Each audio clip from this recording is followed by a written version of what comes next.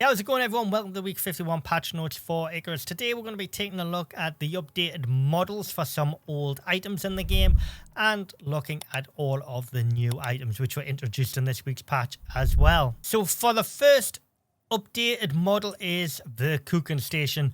Before I get into this, is all of the updated models in game now is separate to the old models. So they're completely different meshes. So you can have the old model and the new model.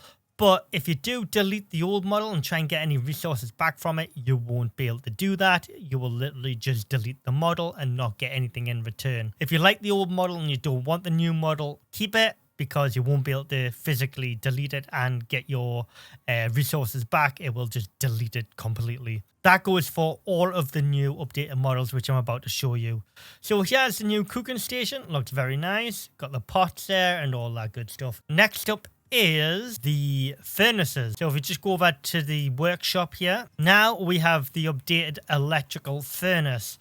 This is a chonker. This is a big boy. Nothing else changes regarding the power requirements. That's all the same and all that good stuff. But when you feed ore into this now, you will see ore gather here along with ingots down there. So it looks nice. It is definitely a big boy. It's like a full square in height as well. So it is definitely big. Again, you can still use the old one if you don't want to use this. Next up is the new designed concrete furnace. All will pile up on this little crate here, and ingots will appear here when it's crafting. These aren't a part of it. These are just what I've got beside it, these mortar and petals. So that is very nice. Next up is the updated model for the glass workbench. This is significantly better than the old model, because the old model, I never understood why it was so big, but this is now the updated model for the glass workbench.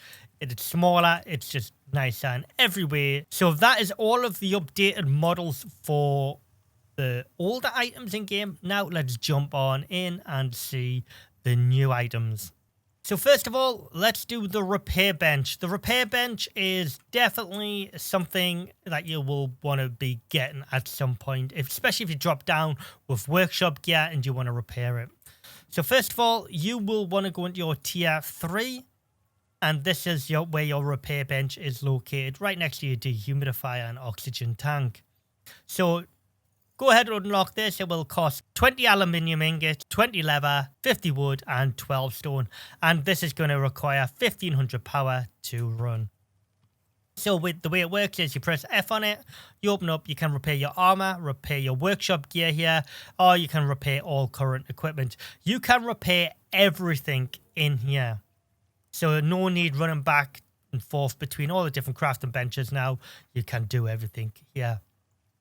One little caveat though, to repair your workshop gear, you will still need repair kits. So yeah, that doesn't do away with having the need for repair kits. You're still going to need them to repair the workshop gear. But it's very nice. It's quite tall as well. Looks nice. Quick little tip though, if you aren't repairing anything at the time and you want to save some power, you can just disconnect the lead running to it and then just reconnect it later on when you want to repair stuff. Next up is the new tier 4 kitchen. So to unlock this, you're going to have to go to your tech tree, tier 4, and all the way to the right. And here you will see the marble kitchen bench, electric stove, plumb sink, marble kitchen storage. Now, these aren't overly expensive, but obviously it's the tail end of tier 4. So for the plumb sink, you're going to need composites, 4 of, 30 aluminium, 8 concrete mix, and 16 steel screws. For the marble kitchen storage, 2 composites, 10 aluminium ingots, 10 concrete mix, 8 steel screws, 100 stone. For the marble kitchen bench, you're going to need 2 composites, 20 aluminium ingots, 10 concrete mix, 8 steel screws, and 100 stone.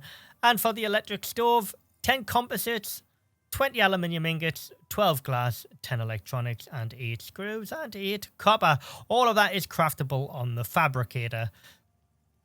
So I'm going to go from left to right, and first we'll have the marble kitchen bench. You're going to need 100 water connected to this, and this does everything this cooking station does. So you get all of that. So you can pretty much do away with the cooking station at this point. Next up is the plumb sink. If you hold down F, you can put stuff in here.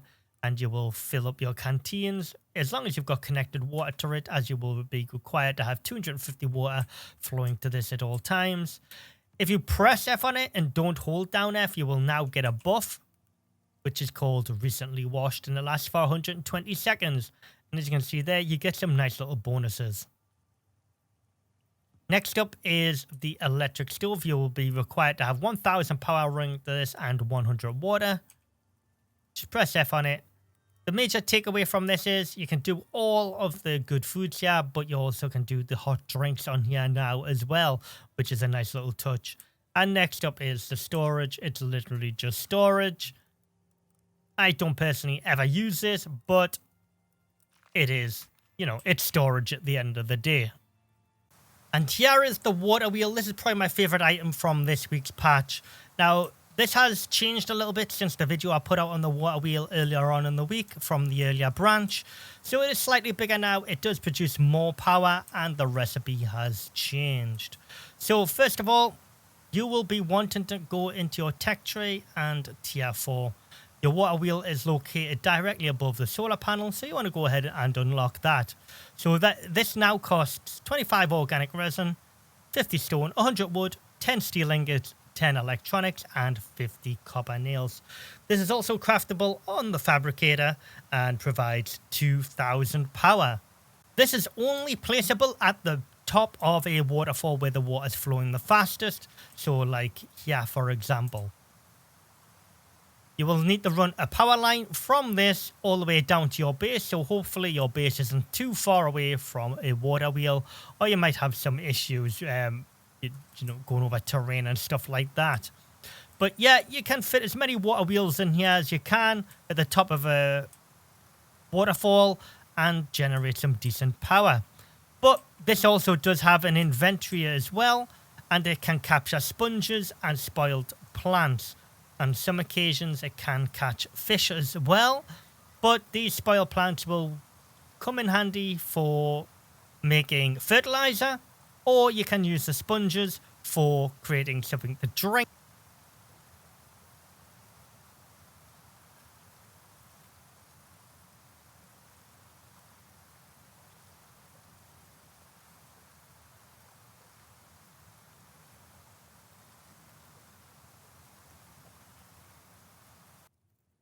So some of the tonics have been reworked as well in this update, so let's just take a look at what's been reworked here. So in tier 2, you now have the health enhancement tonic, the sustenance enhancement tonic, stamina enhancement tonic, strength enhancement tonic. So all of these will be craftable on the herbalism bench once you've got these 4 unlocked. So let's just start with health enhancement tonic. This is going to cost 3 lily, 1 flower, 1 yeast, 1 tree sap, and it provides 100 health when consumed, and the bonuses are plus 30% of maximum health, plus 300% health regeneration. All of these tonics last for 120 seconds, by the way. Next up is sustenance enhancement tonic. This will require 2 sponges, 1 reed flower, 1 lily, 2 organic resin, 1 tree sap, and it provides plus 100 oxygen, food, and water for 120 seconds. So you will get minus 30% food, water, and oxygen consumption as well for that duration. Next up is the stamina enhancement tonic. It requires 3 reeds, 1 organic resin, 2 yeast, 1 tree sap, and it provides 100 stamina when consumed, plus 30% maximum stamina, plus 200% stamina regen for 120 seconds. And lastly is the strength enhancement tonic. It requires 2 yeast, 2 wheat, 1 lily, 2 crushed bone, and 1 tree sap. It'll give you plus 50 health and plus 50 stamina when consumed, and the buff will last for 120 seconds, as you will get plus 30% melee damage, plus 30% speed of throwing knives and spears, and plus 15% physical resistance. Again, all of that will be craftable on the herbalism bench. As a quick side note, some of these do require sponges, and the water wheel does produce sponges now, as stuff can be caught in the water wheel. So Make sure your water wheels are working so you can collect sponges occasionally, and this will significantly help you go towards crafting some of these enhancement tonics. One last thing regarding the enhancement tonics is these seem to be acting very in a similar way to ration packs work off the workshop as well now. So if you don't like bringing ration packs down from the workshop, you can craft these enhancement tonics now, which have a significantly less duration than a ration pack does. But I think more people are going to be geared towards these than ration packs, in my opinion. But let me know down in the comments section what you think of these. And the major bug this week that's been squashed is the fact that the reload bug is now gone. So when you are reloading, you are losing items or losing mounts and stuff like that. Now that bug has been removed. But if you have lost mounts prior to this update, you would have still lost them, but going forward, you should be all right. Anyways, there is another patch notes video wrapped up for you guys. Week 51. Leave a like on the video, leave a comment down below, let me know what you thought. Did I miss anything important? Subscribe to the channel if you're new around here, and I'll see you all in the next video.